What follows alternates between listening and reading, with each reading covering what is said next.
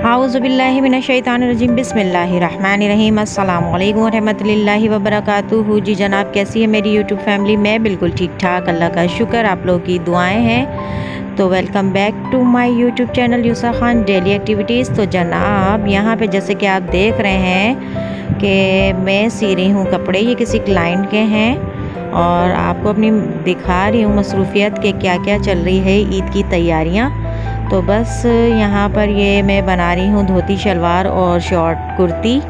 ये किसी बच्ची की है और वो बैठी हुई हैं एतकाफ़ में माशाल्लाह माशाल्लाह से, और अल्लाह पाक उनको पहनना नसीब करे। तो बस यहाँ पर यही सब तैयारियाँ चल रही थी जो कि मैं, क्योंकि मेरी मसरूफियत की वजह से मैं एडिटिंग वगैरह नहीं कर पा रही थी। घर में इतना ज़्यादा जो है काम बढ़ चुका था, तो बस वही आपको दिखाना चाह रही हूँ कि देखें मैं इन सारे कामों में लगी हुई हूँ, क्योंकि हर घर में इसी तरह से मसरूफियत है, अफरा तफरी लगी हुई है और बहुत ज़्यादा लॉकडाउन की वजह से भी टाइम बहुत ज़ाया हो रहा है। अगर कोई काम करने हम बाहर चले जाते हैं तो वहाँ पर भी हमें काफ़ी टाइम लग रहा है। कभी लाइन लगानी पड़ती है तो कभी जो है हमें कहीं पर वेट करना पड़ रहा होता है, वेटिंग चल रही होती है।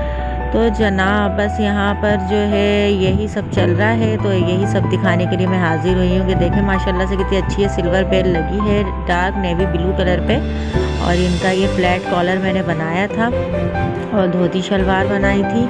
तो ये देख लें इसकी लुक माशाल्लाह से बहुत अच्छा, बहुत ग्रेसफुल सा। ये घर में हम रेडीमेड स्टाइल में सूट बना सकते हैं थोड़े से बजट में रहते हुए। तो आप देख लें कितना हसीन है। अगर आप लोग कहेंगे कमेंट में आकर कि इसकी मैं आपको जो है पूरी स्टिचिंग एंड कटिंग की और स्विंग की सारी आपको डिटेल समझाऊं, तो आप लोग मुझे कमेंट में बताइएगा, तो ज़रूर मैं आप लोगों से शेयर करूंगी इंशाल्लाह। तो ये रेडी हो गया था, तो बस इसके बाद भी मैं आपको बताती मैं क्या कर रही थी। यहाँ पर मैं दूसरा सूट काटने बैठ गई थी।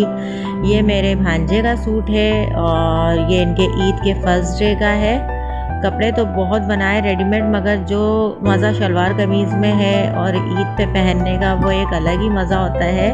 उसका एक अलग ही वो होता है कि भाई ये हमारा ट्रेडिशनल ड्रेस है और इसमें बच्चे इतने अच्छे लग रहे होते हैं टोपी लगा के माशाल्लाह से, नमाज़ पढ़ के आते हैं जेंट्स हमारे। और शलवार कमीज़ में तो एक अलग ही वो उठता है, चाहे आप कितनी भी पैंट शर्ट्स बना लें। तो बच्चों के भी रेडीमेड सूट बहुत बने थे, मगर कभी शलवार भी बनाना बहुत ज़रूरी होता है। तो बस इसी वजह से इनके छोटे के तो कोई टेलर नहीं ले रहा होता, और मैं तो बड़ों के भी बनाती हूँ, तो मैं छोटू के घर में ही बनाती हूँ। तो बस टाइम मिला तो जल्दी से इनका सूट एक दिन के अंदर ये रेडी किया जल्दी। तो इनकी भी ये घेर वाली शलवार है और जो है और गोल दामन की शॉर्ट शर्ट है। तो बस यहाँ पे मैंने स्पीड पे लगा दिया हूँ इसका, जल्दी आपको दिखा रही हूँ क्योंकि काम बहुत है, टाइम बहुत कम है। यहाँ पे इनकी ये घेर वाली शलवार की कटिंग हो रही है और बस घर के काम इतने होते हैं, ख़त्म होने का नाम नहीं लेते और हर काम हम कर रहे होते हैं कि ये भी कर लो ये भी कर लो। तो जनाब बस यही सारी तैयारियां चल रही हैं जो कि मैं आपसे शेयर कर रही हूँ।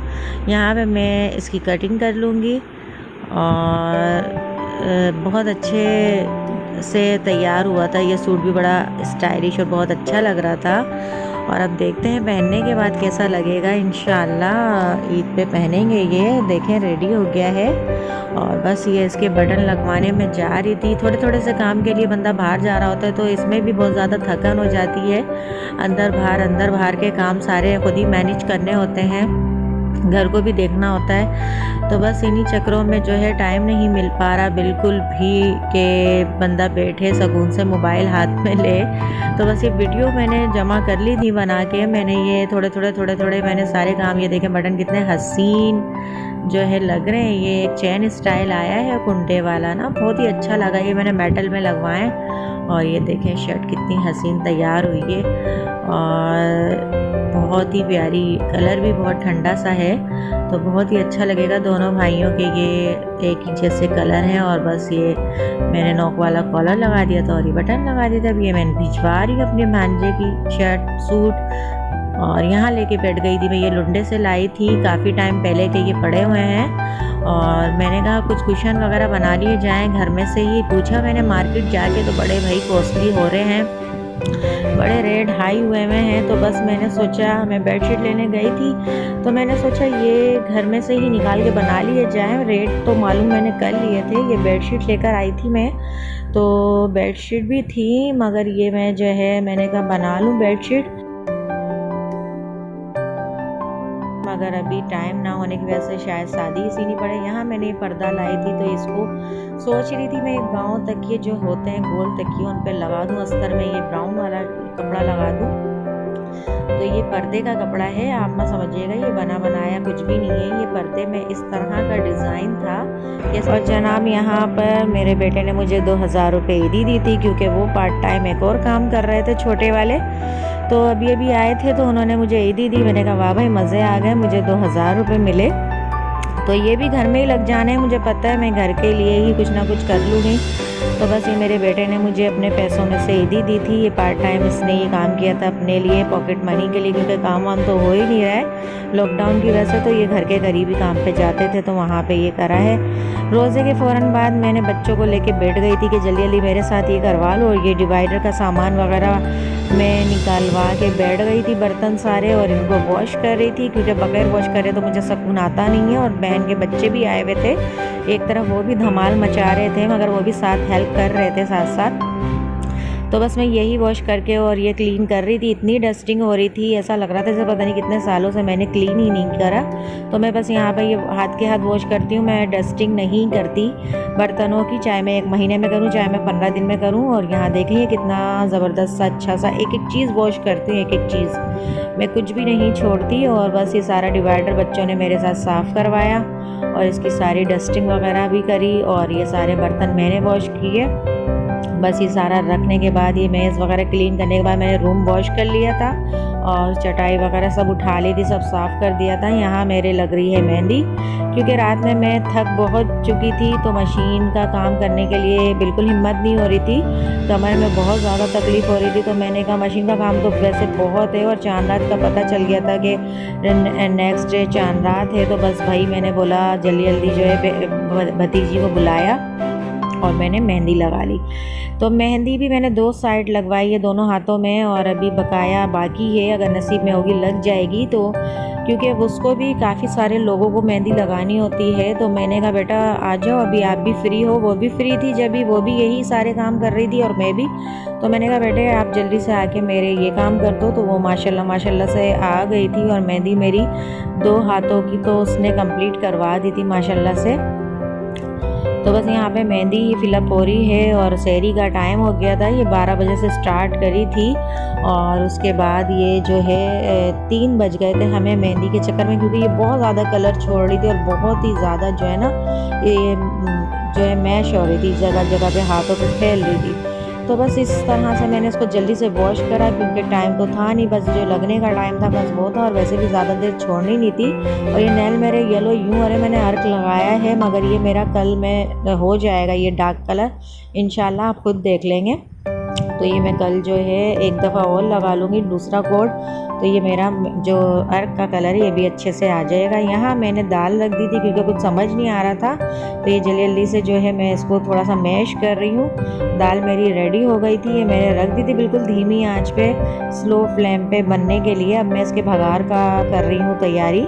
तो यहाँ पर इसको जो है जल्दी से भगार लगाऊंगी मैं और बस इसको रेडी करूँगी। माशाल्लाह से सारे काम देखने पड़ते हैं, चारों तरफ देखना पड़ता है, सुकून तो मिलता ही नहीं है। और औरतों की ज़िंदगी में तो मुझे लगता है सुकून ही नहीं है, काम और ज़्यादा हो जाते हैं कि चाहे कुछ भी हो, औरतों के कामों की छुट्टी नहीं होती। तो बस जनाब यहाँ पे रेडी करके मैंने जो है फिर आटा वगैरह नहीं गूना था और ये सारा ग्रीन मसाला डाल के मैं अब ये तैयार करके दस्तरखान लगाऊंगी, क्योंकि आटा मैंने यूँ नहीं गूना था, मेहंदी हाथ में लगी हुई थी और ये रंग बहुत छोड़ रही थी और बहुत ही अजीब सी ये मेहंदी थी, पता नहीं ईद की वजह से इतना ज़्यादा शेडेड कर दी थी। तो बस मैंने फिर पराठे मंगवा लिए थे बाहर से बेटे से, तो हम लोगों ने पराठों के साथ आज सहरी करी थी और बस यही खाया था हमने। पराठे ज़रा क्रिस्पी से करवा के लिए आए थे सलमान, और मेरा छोटा वाला नहीं खाता तो उसके लिए रोटी आ गई थी। तो बस हम जल्दी जल्दी यही सैरी कर रहे थे। तो बस इन्हीं चक्रों में जो है हम लोगों को टाइम इतना हो गया, और बस अल्लाह का शुक्र है सैरी हमारी जो है टाइम पर हो गई, क्योंकि हम लोग जाग रहे होते हैं, सोते तो हैं नहीं। हम सहरी करके नमाज़ पढ़ के सोते हैं, अगर नहीं वो होता तो फिर मैं कुरान शरीफ पढ़ती हूँ। तो बस यही सारी मेरी जो है अभी मसरूफियत चल रही है। बस अंदर बाहर के काम हमारे जो है हो रहे हैं, क्योंकि लॉकडाउन भी लग रहा है और बार बार जो है जाओ तो मार्केटें बंद होती हैं। और यहाँ मैं पहनी हुई है अपनी अम्मी का सूट, बहुत ही मज़ेदार सा इसका स्टफ़ है, तो मैं आपको दिखा रही थी। और लाइट सा बिल्कुल कलर है और सॉफ्ट सा ये स्टफ़ है, तो बड़ा सुकून वाला ये था फैब्रिक। तो यहाँ पे देखें मेरी अम्मी का ये सूट है, मैंने इसको सही किया था, ये मेरी अम्मी नहीं पहनती थी, तो मैंने जो है ये बना लिया था नमाज़ पढ़ने के लिए कि चलें एक दिन मैं रमज़ानों में इससे नया सूट पहन के नमाज़ पढ़ लूँगी। बाकी आप रखिएगा मुझे दुआ में याद, अपना रखिएगा ढेर सारा ख्याल। इंशाल्लाह ज़िंदगी रही तो फिर मुलाकात होगी। अल्लाह हाफिज़।